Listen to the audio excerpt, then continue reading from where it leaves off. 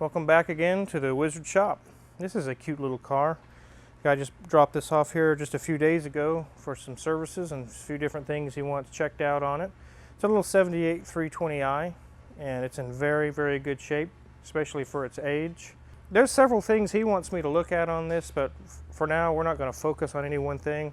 I'm just going to have you guys go with me through it. We're just going to look it over.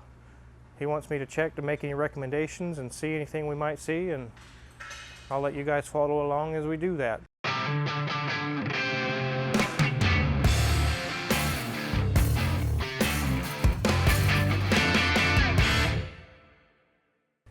This is a little M10 engine. It's a little 4-cylinder. I think they're a little over 100 horsepower, 109, 110 or something. It's not necessarily a barn burner. It's not going to be hugely fast, but it's a really fun car to drive. They're very fun. So we're going to use the Wizard Eye, and I can usually glance over stuff and find things wrong pretty quick. Go ahead and start and check around the engine bay. The first thing I'll check is the windshield washer fluid. And this is the orange. It looks like de-icer stuff, and this would be easy to confuse for antifreeze. Somebody could think that's a reservoir bottle. It's not. It's got the orange de-icer fluid in it, but that's nice and full. And we'll go ahead and check around, see if there's any leaks on the valve cover gasket.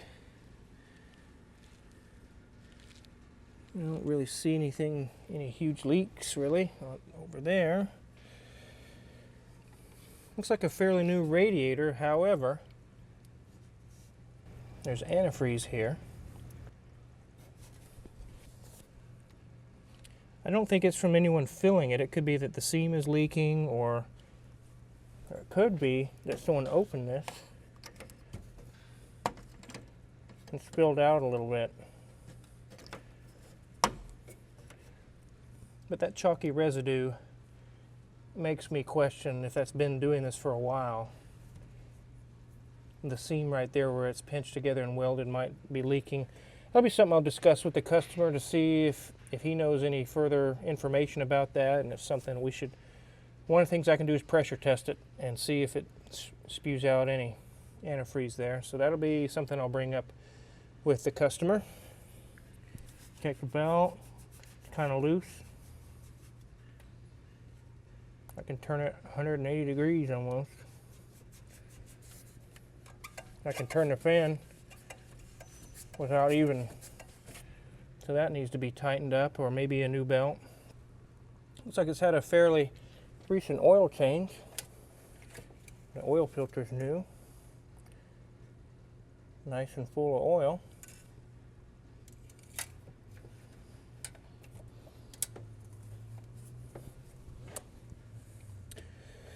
Brake fluid is full. It looks fairly clean. I don't see anything.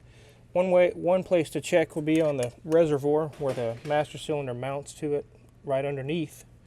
See if there's any leaks there. I don't see anything. I noticed on cold start there's a ticking noise, and the customer also wants a valve adjustment and set the timing, so that'll take care of that. Take a peek in here. I can tell the oil changes have been pretty frequent on here. It's been taken care of because it's not all grungy in there. It's nice and clean. So that's good. Check these hoses. These hoses look fairly new. It's got the chalky white stuff on it. It tells me they're fairly new. I see a Freon leak here. You can see the dye coming out of. It could be the Schrader valve that's underneath this cap. Very likely. I can see, yeah, it needs a new Schrader valve there. And it's leaked all over the lower antifreeze, or the radiator hose down there. So that'd be something to discuss with the customer. This belt's air conditioning belt's kind of loose. Could probably just adjust that. And we'll go to the other side now. So the battery's fairly new, May of 18. This is Bosch Jetronic here, and the customer had this fuel distributor and several other things replaced. They're either reman or brand new, I'm not sure, but He's having issues when it's warmed up and idling. It's kind of smoky, white, wispy smoke. There's an adjustment underneath here, a 3mm Allen. It might be a little too rich. That could probably take care of that for him. I'll check that out and see what I can do for him on that. There's the warm-up regulator on the Bosch system there. I really don't see anything major here. Everything is just typical with age. It's nothing that's alarming or nothing that's an issue. The little clutch master cylinder there looks fairly new. Okay, well, let's go ahead and put it on the lift and give an inspection underneath and see what we find.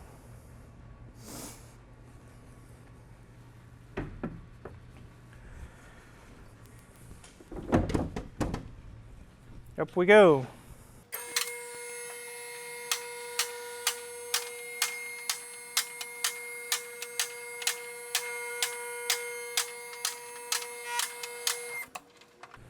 All right. The first thing I like to do when I raise a car up is look through the wheels and see what I can see with the brake rotors. These look fairly shiny. They've been resurfaced. Next thing I like to do is see if anything's loose. Wheel bearings, ball joints, tie rod ends, everything's good there.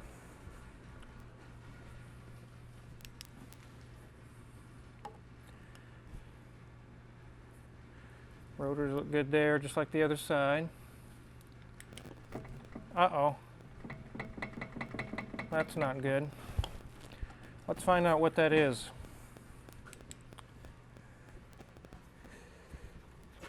Here we go. Tie rod end. So we'll need to get a quote together for the customer on that.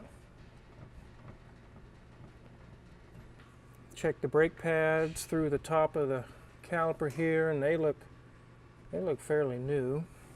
Check over here. Yep.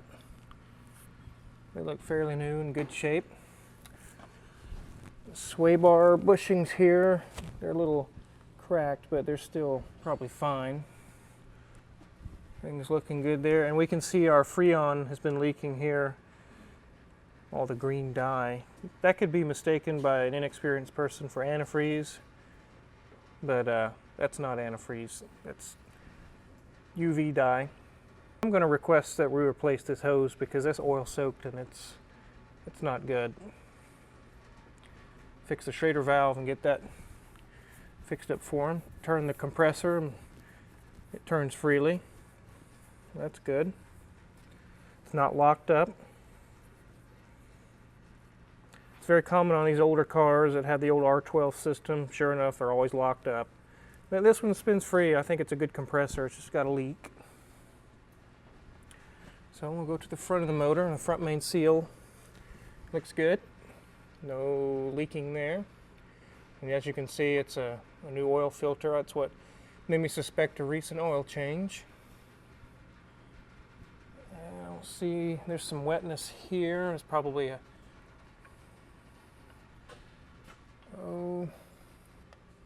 could be the timing chain adjustment. Bolt up here is leaking a little oil, or it could be a timing cover. There is a bit of oil coming from up here. I believe his timing cover might be leaking. It's kind of, as the wind goes through here, it kind of spreads the oil back from up there. Now we'll move back to the transmission. Check the slave cylinder. Check for, it looks like it's fairly new. I don't see any leaks anywhere. Then there again we can see the bottom of the vacuum brake booster, and it's all dry. That's always good.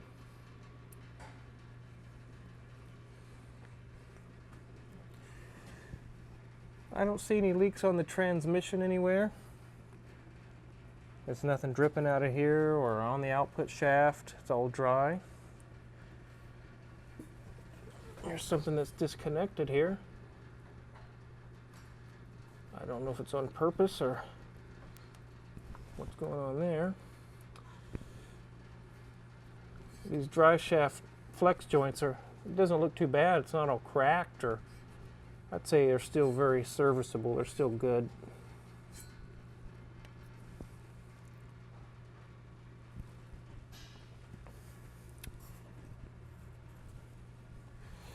Exhaust is rusting through here.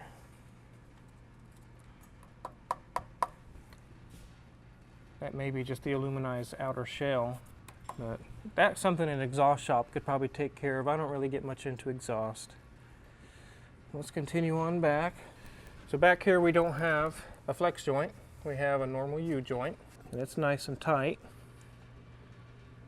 It's sealed, one of those sealed for life ones, so I don't see any issues with it. I do smell gasoline, and we need to discover why. Could be just a vent hose, or it's got two fuel tanks here, and there's a crossover. I don't see anything leaking. They look fairly new, as you can see the sticker there. Accumulator on the Bosch system. Here's the fuel pump. Here's a filter. These systems do not tolerate sitting with gas in them that goes bad, but when that happens, I've been through this many times. It's basically a wholesale replacement of the entire fuel system. Replace, replace, replace, all the way up. Fuel distributor, injectors get cleaned, and people sometimes, why does it cost so much to fix my Bosch Jetronic system? Well, you let it sit too long, sorry. Okay, well, let's go back here and look at the differential. I don't see any axle seals leaking. No clunky play there.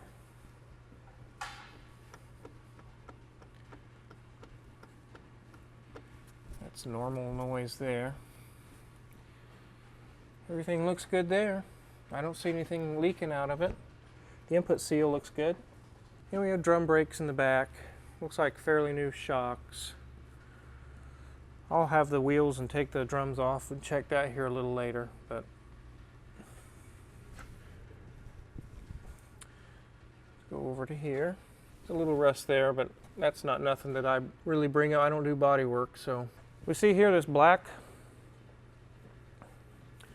That tells me it's running rich.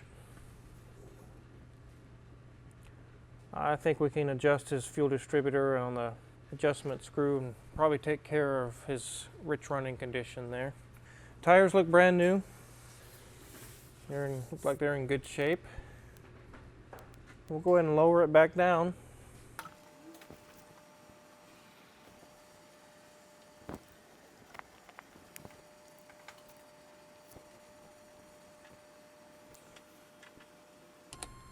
Check the lights. High beams, low beams, turn signals work. So I come around, we're checking the lights. I don't have the car in reverse. It's in neutral. I just double checked that. And we see, you notice when we was under the car, we found the wire that was disconnected on the transmission, and I kind of put it back on to see why or what's going on. Now we know why it was disconnected. These all stay on all the time. That switch is bad. That's probably why the wire's been disconnected. So that'll be another issue to address with the customer there.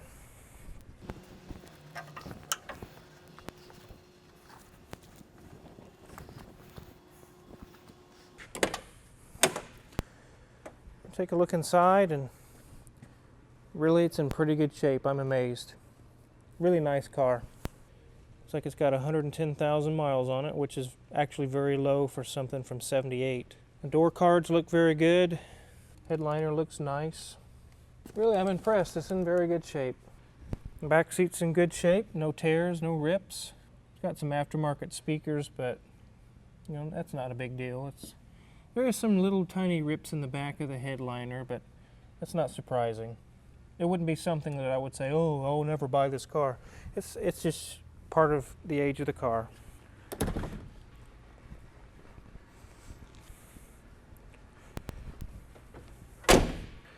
So we went through and checked this thing over, and there's a few little issues. We see the radiator is possibly leaking. We've seen the tie rod that's loose, the reverse switch, the air conditioner is leaking.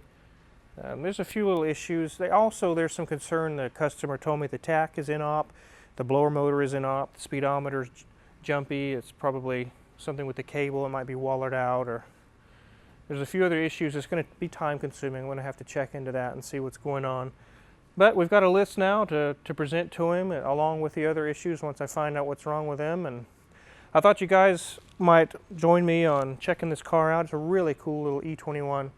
It's a really pretty car. It's in very good shape, and I'm glad you guys got to enjoy it with me. So let's head over to the Cadillac. We've made some progress. We've got the motor kind of sitting in there, and see what we got going on over there.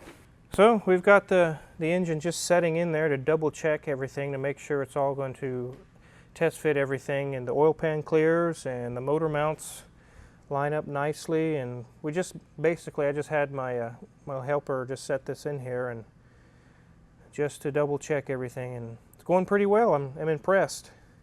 I need to put a timing chain on it, and then I can button it up and put the oil pan on permanently and then start putting things in. So this is the stock accelerator cable that goes with this engine, and it'll hook right to the injection pump linkage that's right around in here. All I'm going to do is make a bracket, probably mount it back here, this hooks into, tie it into a bolt or something right there, and as you hit the gas, it'll do the accelerator cable. That way I retain my stock cruise control. I don't want to lose my cruise control. I like having that. So everything's going really well on it. Just giving you guys a quick little update. It sits in there nicely. I've put the test fit, the intake and the air cleaner on it, and it just sits right about level with this oil fill cap. And it's just perfect. I'll be able to close my hood, no issues. Well, thanks again guys for coming along with me on the BMW, and I gave you a quick little update on the Cadillac. If you see any tools or anything I've used, or interested in the tools that I use, check the Amazon affiliates page, link below, and purchase some tools. It helps me out and it'll help you out, because you'll get some cool tools that help you out. And also click the link below for some shirts and coffee mugs and things like that says Car Wizard on them, and that'll help me out too. And again, I'll give you guys some more updates as we move along on the Cadillac, and thanks for watching.